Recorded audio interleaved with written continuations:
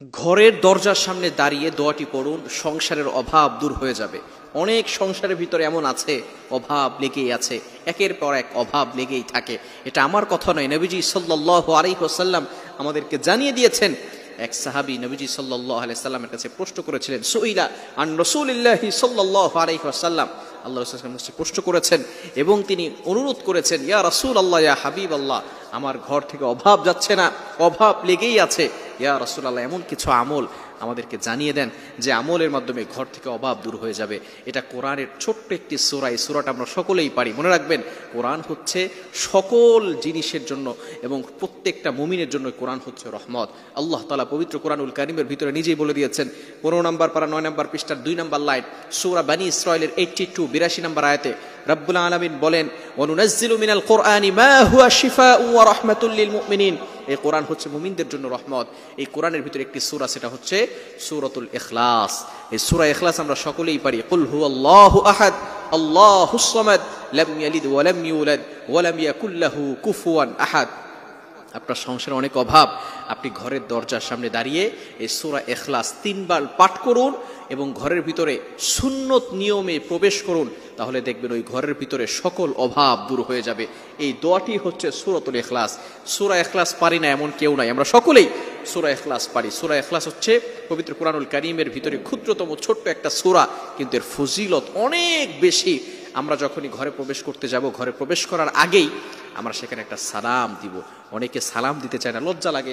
স্ত্রীকে সালাম কিভাবে দিব, লজ্জা লাগে। এই লজ্জা থেকে আমাদেরকে দূরে সরে আসতে হবে। স্বামী স্ত্রীকে সালাম দিতে পারবে, স্ত্রীও স্বামীকে সালাম দিতে পারবে, এতে কোনো সমস্যা নাই। যেই ঘরের ভিতরে সালামের আদান প্রদান হবে, ওই ঘরের ভিতরে আল্লাহ তাআলা শান্তি, রহমত, বরকত নাজিল করে দিবেন। বলেন সুবহানাল্লাহ। অনেক সময় দেখা যাচ্ছে ঘরের ভিতরে শান্তি নাই, আপনি সালামের প্রচলন ঘটান।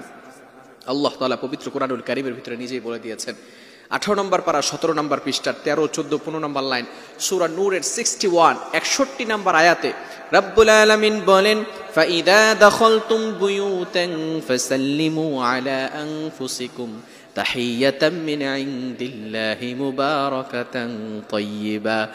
যেই ঘরের ভিতরে প্রবেশ করার পরে সালামের প্রদান করা হবে, সালামের আদান প্রদান করা হবে, ওই ঘরের ভিতরে আল্লাহ তাআলা সালাম, শান্তি বর্ষণ করে দিবেন।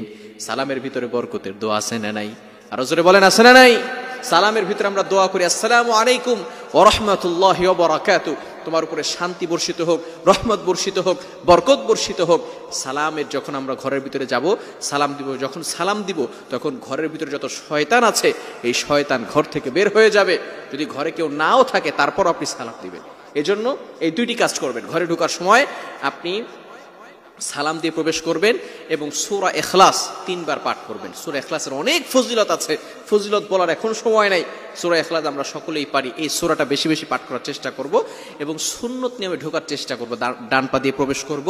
একটা দোয়া আছে, এই দোয়াটা যদি নাও পারি, শুধু বিসমিল্লাহ বলে আমরা ঘরের ভিতরে প্রবেশ করার চেষ্টা করব। যখন কোনো ব্যক্তি বিসমিল্লাহ বলে ঘরের ভিতরে প্রবেশ করে, তখন শয়তান তার যত সাংসারিক যেই জিনিসপত্র আছে সেগুলোর ভিতরে হাত দিতে পারে না, তার খাবার শয়তান খেতে পারে না। এজন্য আসুন আমরা ঘরে ঢোকার সময় কাজগুলো করলে এই সংসারে যত অভাব আছে সকল অভাব থেকে আল্লাহ তাআলা আমাদেরকে হেফাজত করবে।